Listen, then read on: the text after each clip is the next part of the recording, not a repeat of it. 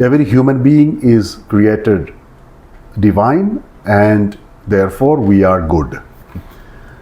In Nepal's tradition, where also South Asia and India, when the popular greeting is called Namaste, the meaning of Namaste is I adore the divine in you. And it's only two places we join hands, one in front of a temple, another one in front of a person. And this greeting is not a hug, not a fist, it's join hands with great reverence. And this greeting is given to each one equally. So I do not, when someone is poor, I don't give him half namaste. Someone is pure and saint, I don't give him a big namaste. This namaste is equal for the entire humanity. So the culture itself defines that we all are divine. We all have God in us.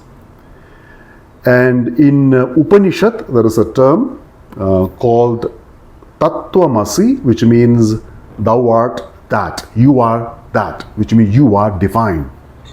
In Christianity, if you know, when God wanted to make human beings, He made human beings in His own image and likeness. So made that statue, and after the statue breathed into it, that breath is the image. And that breath is that what gave life to consciousness. So even in Christianity, we have the same foundation. We are divine. We are good. We are God's essence.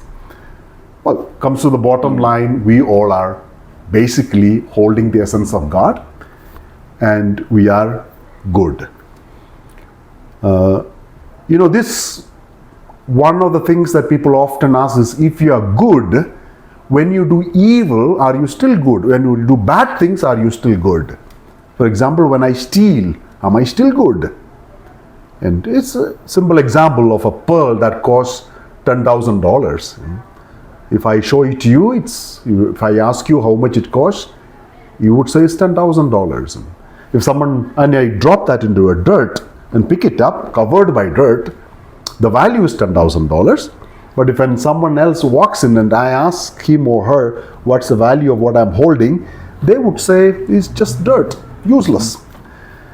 So perhaps the understanding of person's value and divinity comes from a deeper level of understanding of myself. And when I understand my depth of divinity, goodness, the essence, I am drawn to live in that essence. And that's where I begin to leave bad things that I do in life. Then I am drawn more towards good deeds, and bad deeds slowly begin to disappear. And that's how in psychospirituality, especially Father Tony DiMello, and also we have Eckhart Tolle, who talks very loudly on this point. They say, by being, doing happens. For example, when a husband loves his wife, he does not sit and plan for a day, how am I going to love my wife? And rather he will be thinking, as he walks in the market, he sees a good ornament, he said, I'm going to buy it for my wife because it will suit her. So action becomes so spontaneous. And that's the meaning of by being, doing happens. By being in love, my actions automatically happens. And so forgiveness. When we dwell in our own deeper inner goodness, compassion is a byproduct. We don't become compassionate.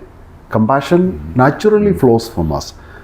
And this is how perhaps in the Bible, Jesus speaks about, I am in you, you are in me, and therefore we are in my Father. The deeper union of three of us is deeper understanding of God's indwelling within myself. And there are so many ways, so many techniques, so many means for us to re-enter into that encounter of divinity or goodness within myself. And those things we have a lot to discuss upon. And that's going to come in the article. Thank you, Augustine. Thank you. Nice. Thank you. And now I spoke it out. I am under double pressure to finish the article. But it is your pressure, not mine. A good pressure. Okay, Yourself is smart.